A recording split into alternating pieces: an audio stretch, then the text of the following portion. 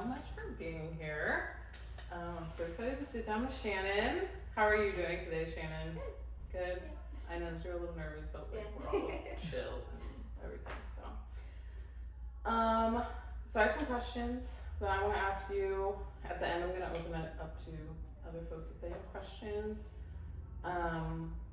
But I wanted to give you time at first just to maybe explain the collection to everybody and bring your statement to life, I guess, and then we'll get into deeper things.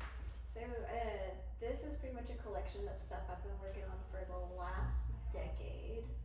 It started when I was still in college. I was working on, it was just a bachelor's, but I was a studio art major, and I was kind of in the depths of like recovery from like sexual abuse and things like that, and this body work just kind of happened, and it's been continually evolving like over the last 10 years as I've like gone through recovery and gotten to where I am now. Yeah, I love that it's over time. Like a lot of shows, people will be like, oh, I made this recently for this solo show, and this is like your life on the wall. The last 10 years. Yeah. That's awesome, and you've literally had a child since then, like in that time span, so it's very beautiful. So my first question was about your schooling experience. You went to Hollins University. You got your BA in Studio Art and Gender and Women's Studies. Yeah. And it was an all women's college. Yeah. What was that experience like, and did going to an all women's college have an effect on your artistic practice? Yeah. It was, I think like people hear like all women's college and they assume it's like super conservative, like religious. Yeah. Not all. Yeah. This is probably like the most gay place that I could have ended up. That's like a dream. Truly a dream. Yeah. It was just a space that was like just women and like very like feminine energy all of the time, and I think I kind of needed that space away from men at that point in my life, just to like reset my nervous system and become a functional human. So you had began your healing process before going to school. Yeah. Wow. I'm sure that was quite, I specifically like chose an all women's college like because I needed that space. Wow. And can you talk a little bit more about that for somebody who might be in the same position and the benefits of going to an all women's college? Like, what was your friendships like, your professors like, what was that like? It was amazing. Yeah. I'm still really close, like I had roommates there that I'm still really close to, like even, it's been 10 years since I graduated and I still talk to them like at least weekly. I love that. Like they were in my wedding and I only had like 6 people at my wedding. Wow. I love that. The professors there, like it was just a totally like different vibe. Like even being in a classroom like without men, I felt like people had more of a voice that they wouldn't have had otherwise, because like I think like every woman knows the experience where like you know what's going on and you try to talk and then some man starts talking over you and then all of a sudden like you don't matter anymore. To this day. Yeah. And it was nice to not have that. Yeah. I love that. I went to an art college with a lot of men. So I understand that. But especially the critique days, it's like we didn't need to know that. Okay, cool. So while you were in your studies, is that when you began making this body of work and doing Cervine Women? It started, I started painting with this process while I was in college. I had like one day where I was taking an oil painting class and she had us do like a classical like imprimatura painting, and it just like really clicked. It was it was the first time I had like made art that felt like right and that just instantly like looked good. Like what were you doing before this? A little bit of everything. Like I didn't have like one specific thing that I was doing. Like I was drawing, I was doing acrylics, I tried like gouache, I did oil, like I tried sculpting, and like it just, a lot of it was just like the normal cliche things people do when they're like learning art. It's like still life, figure studies, like that portraits. Like none of it was like unique or different. It was just like generic. Yeah. And then you spent that time exploring and then found what you. I found my thing. Yeah. That's really nice because that definitely takes some time, and you were able to explore and find it, and now you have this body of work. So it's beautiful. So you found this style of painting. You started to do reductive painting in college? Yeah. And when was the first time that you implemented the deer into your art? That would have been, I was working on my senior thesis, and that was, I think, the point in time where I was like really in like the darkest depths of like recovering from a sexually abusive relationship at the time. Hi, welcome. So yeah. Come take a seat. We just started a few minutes ago, but this is Yeah. so. So it was your senior thesis. Yeah. And what was it like when the idea came to you? About like the deer? Yeah, the deer. Because it was in the middle of nowhere, Virginia, and I remember like driving through the mountains. I don't know if you've ever like driven on really rural mountain roads, which is like one lane, like and there's nothing. It's completely pitch black, and I would just see like deer like on the side of the road, and like when your like headlights like hit them, they just look utterly panicked. And like something about like the look in their faces, I like really related to at that point in time. Yeah. And like the more that I thought about it, the more I started to like see these parallels and draw on them. Yeah. Wow. So, in your statement, you speak of the deer as something that's hunted, targeted, and subjected to violence. So it's kind of that explanation. Can you talk about bringing the wolves into play here as well to represent the men? The wolves. Because I mean you're thinking of like typical predators for deer, and that's like the first thing that comes up, like the wolves. But I think I was like at the time reading a lot of Andrea Dworkin, which is like, do you know who that is? No. It's like really really radical, like feminist. Like she goes so far that it's like she's talking about how like heterosexual sex is like always like a form of oppression for women, that like it can't exist without violence. And, like, I was reading one of these books, and it was kind of expressing the same sentiment of the rape culture. Yeah.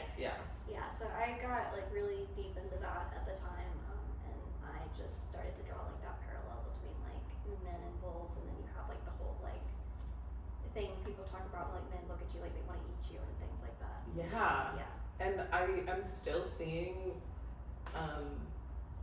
like discourse online about how the words these days for men having sex with women is like cracked and like just violent. It's so present still, and it's really gross. Like I think the first drawings I did with like the deer and the wolves, it was for a sexual ethics class, like for like some project, but I don't remember exactly what it was, but I literally went and had to like watch porn and take stills from porn, and then I turned them into like the wolves were like eating the deer women. It was violent and gross, and like it's not worth showing anybody. Yeah. Wow. That's crazy. Have there been other? That's such a stark difference from your references now. Yeah. Like the master copies and. Yeah. Wow, that is very. Yeah. Okay. So, I had a couple of people ask me at the opening and throughout the show's duration why bucks if it's women, you know. If you can, I have my interpretation, and I think we've spoken about it a little bit, but just for people, like explain that. I mean, because when you think about, I mean, not so much the wolves, but you think about like literally like men, when you go and hunt deer, like you're hunting the bucks, like you're going, you're picking out the ones with like the most points on their antlers, and specifically because they're beautiful, like you go, you kill them, and you like mount them like that and hang them on your wall as a trophy. Yeah. Have you ever been hunting before? No. Me neither. Have you guys been hunting before? No? No. Huh. We're not about that. No. Wow. Okay. Yeah, that makes a lot of sense. Like the objectification. Yeah. But I remember there was some confusion about that, but it makes a lot of sense. Yeah. It really does. And also the other day somebody was asking me, and I was like, I said the term buckhead, and I was like, oh, you really an Atlanta artist? Like, okay. Okay. So now I want to go into your inspirations. My pronunciation might not be the best. Artemisia. How do you say her last name? Ginteleschi. Ginteleschi. I mean, I don't know. I'm American, not Right. What was your? I mean, maybe explain her background to the people if they don't know, because I surely didn't. And talk about when you discovered who she was. So I think I found out about her when I was like 15. I was pretty young when I saw the first painting I saw about her. But she was an Italian Baroque painter, and she was famous for a long time because when she was like 18 years old, she was involved in a rape trial. Her dad was Orazio Ginteleschi. He was a follower of Caravaggio, so like he was pretty up there in terms of like the art world at the time. Yeah. And he would host like various different artists to come on and like come to their property, and they would paint and all that kind of stuff. And she was raped by one of those artists, Agostino Tassi. And there was this whole trial. Her dad ended up taking it to trial because he, at the time, like the law was that like if you rape somebody, you had to marry them because it was damaged property. So yeah, her dad took. What was the time period? It was like 1600s, like Baroque Italy. Yeah, yeah. This would have been around the early 1600s, like 1610s or something like that. Okay. But yeah, it was considered damaged property. So her dad took this whole thing to trial because this was like a married man that had raped his underage like daughter that was his property to marry off and all that. Right. And the trial was pretty infamous. It was violent. They would like put her, like she was an artist. She was already painting at this time, like before this happened. And they would put her fingers in like a vice and like crunch her fingers to like see if she was telling the truth because they didn't believe her and all that. And it was just like, the more that you read about it and learn about it, it was just violent. Yeah. But she went on, she had like a really successful career. She painted for like decades after that. Like she was in painting for like queens and courts, and Wow. She made it to where that did not matter at all to her, in terms of her career. And the way that she like depicted women in her paintings was just almost radical at the time. Yeah. There were like entire books written about the way that she like painted women's hands, because she would paint women's hands with like so much strength and depth. And other artists at the time, like you would look at like a Caravaggio painting versus hers, and like the would be like night and day. Yeah. Wow. Yeah. Very cool. Yeah. There's a couple books on the bookshelf that I want to dive into about her. So when did you said when you were 15? I was 15, yeah. So you've been knowing about her. I've known about her for a little bit. Yeah. Yeah. And so was she always in your art practice, or was it after these things that had happened and this healing process began that you started to really implement? I think like her work has kind of always been in my art practice, just because of like the violence in it. I really related to. Yeah. There was like a period of time where I was trying to not do all of that, and I kind of avoided it. And I actually went through like a whole period where I hated art history and everything about it. Really? Yeah. I almost failed my art history classes. Yeah, I didn't do well in my art history classes in college either. Yeah. As I was, writing up these questions, one of them was if art history played a big part in your healing process. Would you say that? I think so. Especially like Artemisia's like story specifically was always something that I really resonated with, because I was really young the first time that I was assaulted, and I related to a lot of what she went through, especially like in terms of like the police and everything like that. It was just I related hard to what she went through, especially like, at a young age. So just kind of having that role model, even though that was like 4 years ago, really made a big difference for me. Yeah. I don't know if that was just because I already saw myself as like an artist at that point in time, but yeah. And who are your other inspirations? I know there were a few other names and some other works that you had adapted into your own. Yeah. Who are those folks? There's Elisabetta Serrani is like another female artist from that time period. Her work is pretty good. I like a lot of her stuff too. I've looked at like Guido Reni's stuff. I have his like Salome painting tattooed on my leg, and I like that one specifically just because of the way that he painted Salome was like unforgiving. Yeah. She has like direct eye contact with the viewer of the painting, which most of the time like she's like looking away and like regretful and all that. And I like that his Salome is very unapologetic. Right. But I like Caravaggio's work too. I don't like Caravaggio as a person. Okay. Why? Oh my god. He's like a known murderer. He was a rapist. It's just this man used to like walk through the streets of Italy with a sword, like terrorizing people. Like he's just it's really interesting to learn about. Yeah. Incredibly violent man, but his work is like it's revolutionary. Like I went to Texas a couple of months ago just to go see like his painting of Judith beheading Holofernes, and I was in front of it for a couple hours. Yeah. Just because like the way that he used black and like the way that he painted the blood, it was shitty person, but I like the art. Yeah. How many of these have you seen these works in person besides that one? I'd have to go to Italy to see most of the ones that I like, and we gotta get you to Italy. Yeah, no. I've got like a list of museums in Italy I want to go to before I die, so I'll get there. So when did you start doing your illustrations? The drawings I started after I had my baby.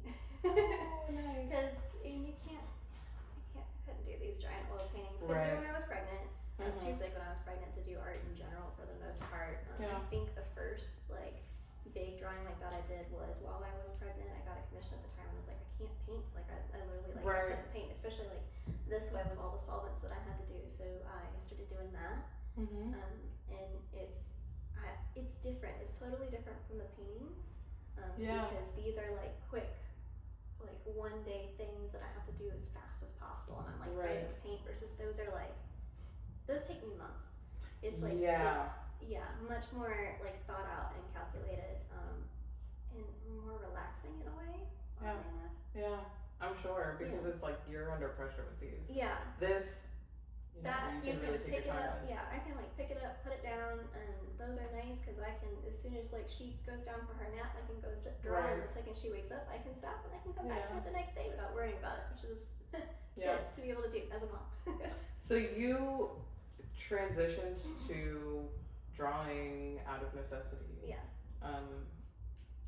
Is it something that you're gonna carry on that you've truly found love to do? Yeah, I really enjoy working that way. I think like in terms of creating the images, it's pretty similar to the way that I was painting. Right. And just having something that is like less intensive and less intimidating and easier to work with that I can like pick up and put down whenever. It's so nice. Yeah. It's convenient. It's nice. So the majority of the illustrations are based off of other works. How do you choose those works? I usually go by the ones that I have an emotional connection to. A lot of them, I'm looking for like specific like subject matter, like the Salomes, the Judiths, Jael and Sisera. I haven't done one of those yet, but I'm trying to find the one that I want to do. I'm looking for like the ones that I'm looking at specifically the way that they depicted the women in their work. So like I haven't done Caravaggio because I don't. Yeah. The way he painted women was not great. Yeah. But yeah, I'm looking at the way that they painted women. I'm looking at the story that it like portrays and things like that. Cool. Do you see yourself coming back to oil painting anytime soon? Yeah, I'm still painting. Okay. I'm still painting. Yeah. Good. Baby's bigger. I'm still painting. Okay. Good. Good. Yeah. Speaking of her, she is 2. She's 2. How has she changed your life, and how has she been a part of your healing process? I think like becoming a mom made me like a little more unapologetic. Like I stopped trying to fit myself into all these little boxes that everybody was, like society told you have to be a certain way, and I no longer care. Because you would never put that onto her. No, absolutely not. And that's just like I wouldn't want her to feel like she has to do those things like that. And it's just like I know what it's like to grow up being a woman. I know like statistically like she's gonna go through some of the same things that I went through. She's gonna face some of the same stuff, and I don't want her to see me make myself small because I went through those kinds of things. Yeah. Oh my god. Yeah. I love her. I met her for the first time at the opening, and I was like, gosh, she's just so. She's cute. She's so cute. She's so yeah. perfect. So you can speak on this as deep as you want to, but outside of art, what are some things that you've implemented in your life in your healing process? What has really helped you? I mean, the art's been like the biggest thing for me, but that's like Yeah. always been my thing. Like there are pictures of me as a toddler, like drawing. Like that's just always I can't function if I'm not making art. Yeah. In terms of like healing, it was just kind of finding the community, knowing that I wasn't alone. Because I think a lot of people go through things like that and they feel like they're alone because it's not something people talk about, not something people like to talk about, but it's like unfortunately extremely common. And then finding like my community of people that have been through the same kind of stuff, and just having a group of people that I could talk to and relate to about it made a huge difference for me. Yeah. Your work is extremely personal. Who do you have in mind besides yourself when you're making it? Now, my daughter. Yeah. I mean, there's like a noticeable change in the things I've made before I had her and after her. Yeah. Even just like looking at this body of work, like before her, the type of deer that I painted was even different. Like I painted these little white-tailed deer that are just unique, and you see them everywhere. They're common. Right. And I think pretty much everything I've done since then has had like elk, and I don't know if you know how big an elk is. Nope. They're terrifying. Okay. Like those paintings that I've got with like the elk antlers, like that is Oh, to scale. They're actually that big. Wow. Like I actually fit inside of those antlers. Wow. They're monsters. Do you have some? No, it doesn't fit in my house. I Oh. tried. I had one and I had to give it back because it did not fit in my house. It was an absolute monster. It was taller than I was, like just the head. Oh so my god. That is scary. They're horrifying. Yeah. So it's just kind of taken that element from these meek little like deer to something that is absolutely terrifying. Yeah, there's so much darkness. Yeah. With those, like the ones that include the elk antlers. Yeah. They all feel like they're in a cave. Yeah. To me. Like that's the environment that Yeah. I'm feeling. Here it's somewhere else, but it feels much scarier, much darker. It does. Wow. Yeah. Wow. And that's not something I didn't even realize that until right now. Yeah. The scale of the antlers in the cave. Yeah. With the body. Yeah. Do you ever feel like the work you're creating, I don't know, it's so personal, and healing is such a beautiful thing, but it's so scary and It is very dark. scary. Is that something that you balance in your practice, or do you just lean into the I just lean into scary? it. Yeah. I just lean into it at this point because I feel like if I try to make something that is not, it ends up looking like grandma art, or like it looks forced. It looks like not genuine. Mm-hmm. Whereas like this is just what's inside of me. Yeah. And I don't know that that's like necessarily a bad thing. Yeah. No, it's not. I don't see the point in trying to be normal anymore. No. Do you see, are there any changes to your style or something you want to explore in the future coming up? Any ideas, or are you like sticking with this for now? I think so. This was the last one I did, and this was the first one that I've added a second layer onto, and it's like super subtle, but there's just like there's gold in her eyes and the halo and on the rose. Yeah. So like adding just a small amount of color. Yeah. It's really glowing. Yeah. It does. It kind of glows. I know it with the drawings too. I added like the red for the blood rather than just, and so like adding that one singular color. Yeah. Is I'm kind of starting to do some of that. Yeah. Which is It's really effective. It's Yeah. really successful. I love the blood in that one. Shannon comes to our critiques that we hold every month here, and so we see her work evolve, and she had brought I think it was the big one. the one in the center over there. She's like, oh, I'm adding the blood, and getting some feedback on that, and to see it framed and finished with the red and the color choice, it was just, I don't know, so nice to see that come together. And if anybody else is an artist, come to our critiques and hang out with us, because Shannon usually comes. So I guess I just want to finish on talking about what's next, talking about your transition to tattoo and what it's like to be an apprentice and what that's like for you so far. It's completely different. I mean, I've been working subtractively, so I'm having to like retrain my brain to not do that anymore. Yeah, that is so true. Yeah. But wow. There's a lot about tattooing that actually is very similar. It's you have one chance to get it right.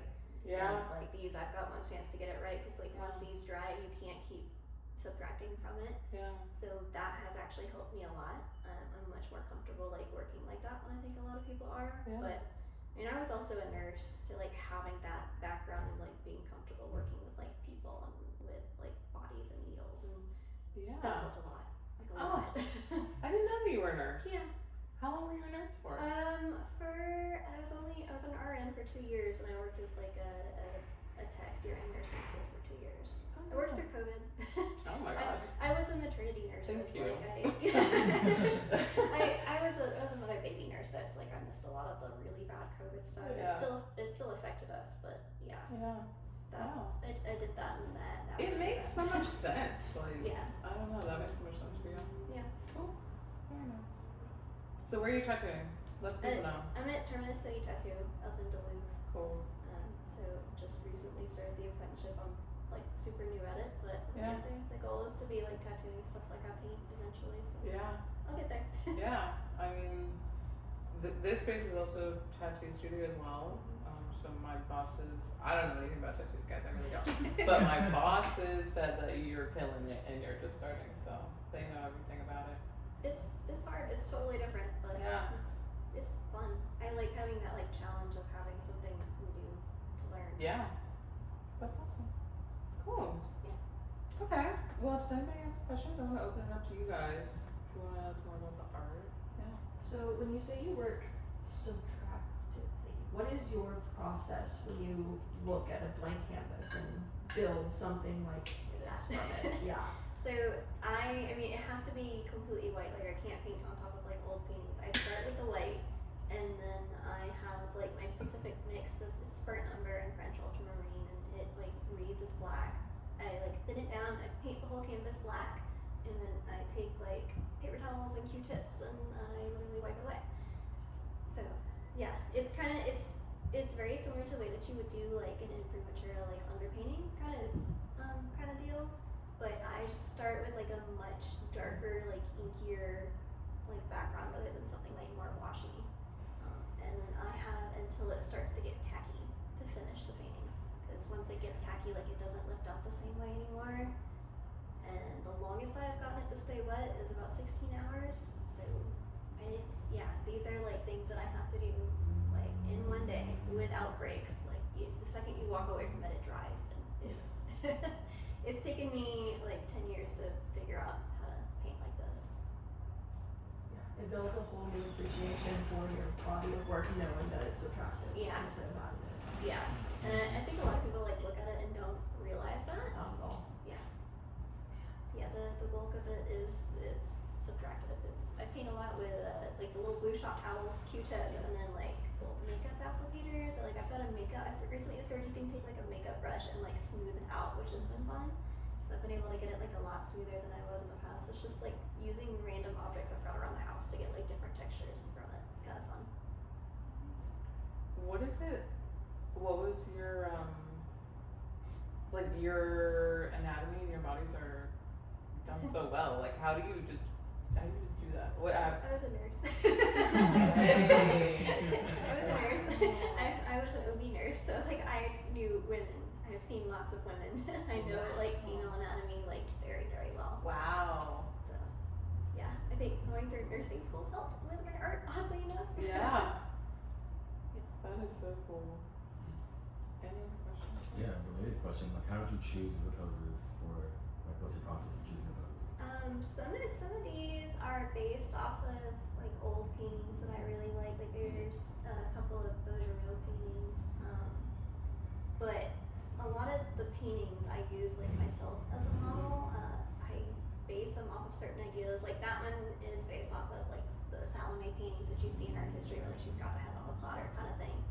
This one's based off of a painting that's in the National Gallery in DC. It's like a woman in white. She's just standing. It's just a woman in a white dress standing on top of a wolf skin, things like that. So I still pull ideas like from art history and kind of like reinterpret it on my own way.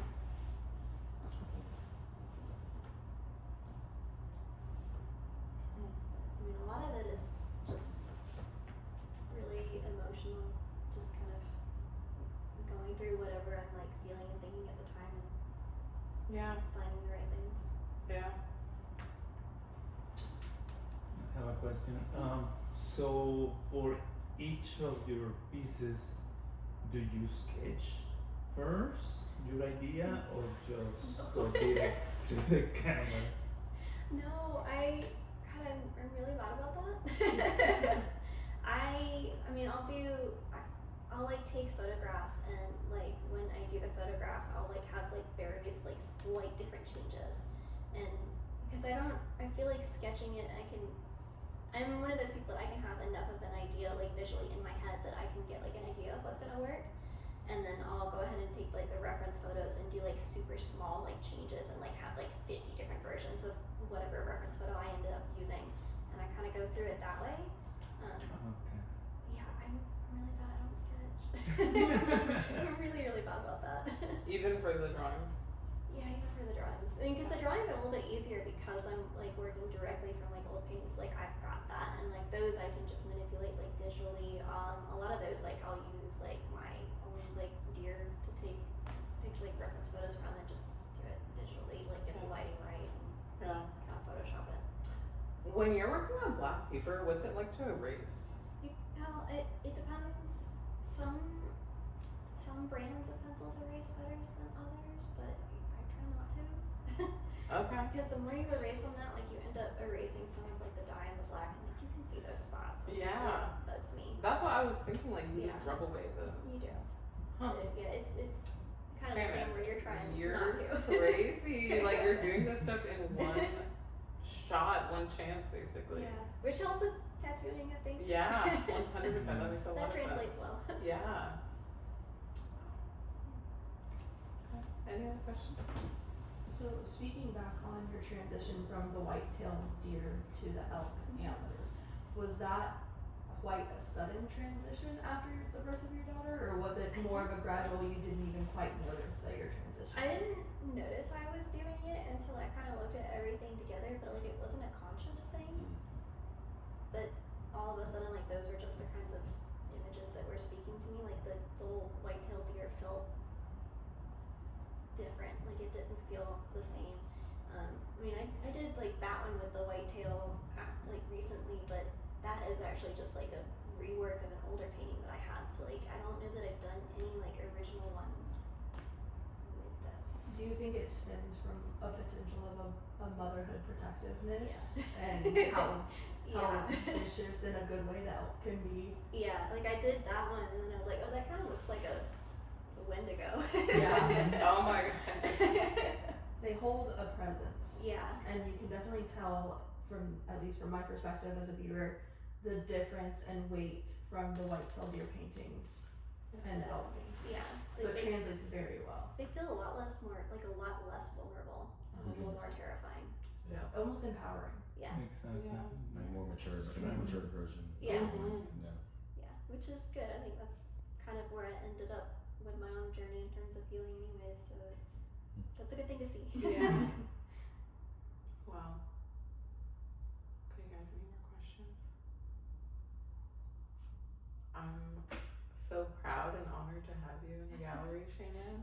Thank you for sitting with us today and talking about this very vulnerable stuff. Yeah. Honestly, I have another question. How do you feel putting such vulnerable things out into the world, not only on the internet, but like in the gallery, at the expo, when people have reactions to your paintings? Like, how do you feel when you express these things? I mean, it's scary because like you don't know how people are gonna react. Like the first couple of times I did it, like it was terrifying. I didn't know how people were gonna react to it. Like it's dark, it's weird. I know it is. Like I know. Right.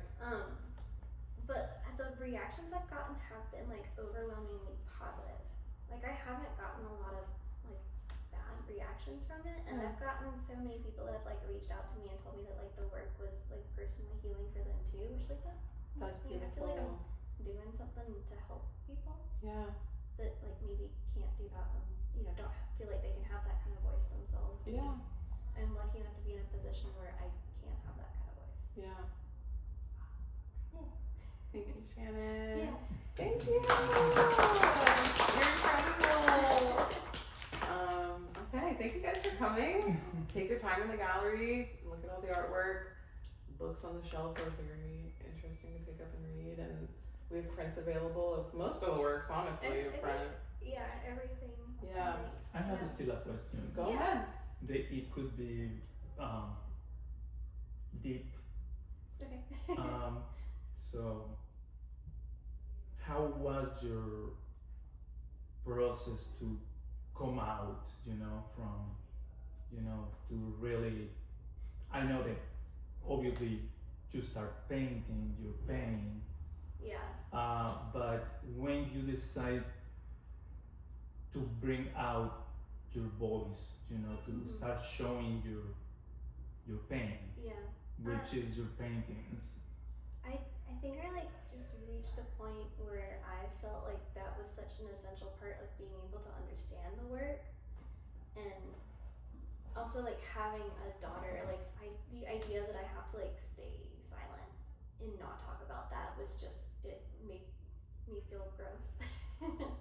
To where I felt like I would be like a better role model for her if I could like talk about it. I don't want to be like the kind of person that just stays silent about it. It's, yeah. So you find out at some point that it was important for you Yeah. to speak out Yeah. in terms to support your art. Yeah. Yeah. That makes sense. Great. How long do you think that took you to feel like, to reach that point? I think I had to like be at a point where I was like more healed too. Like it takes a while to get to that point where you can like think about it and speak about it and not like break down. 'Cause Right. It's hard. Yeah. So I had to like get to that point where I was comfortable and healed, and I kind of felt like it was such like an essential part of like my work and my story and everything that it felt natural to talk about it. Yeah. It just was time. Yeah. Yeah. Well, I want to say thank you Yeah. to do that, Thank you. because to be honest with you, when was the opening? I mean, I was impressed for the theme. As soon as I saw it, I know what it was about, Yeah. but I didn't know that deepness, Yeah. with your Mm-hmm. own story. So it's just like, wow, it's Yeah. this more than to be terrifying, it's empowering for Mm-hmm. women. Mm-hmm. It's empowering, Yeah. totally. Yeah. Congratulations. Thank you. Yeah. Congratulations. Thank you. Okay, any questions anymore? We can talk and go. Okay, cool. Thank you guys. Well, thank you, Shannon. Thank Yeah, you. thank you. Thank you for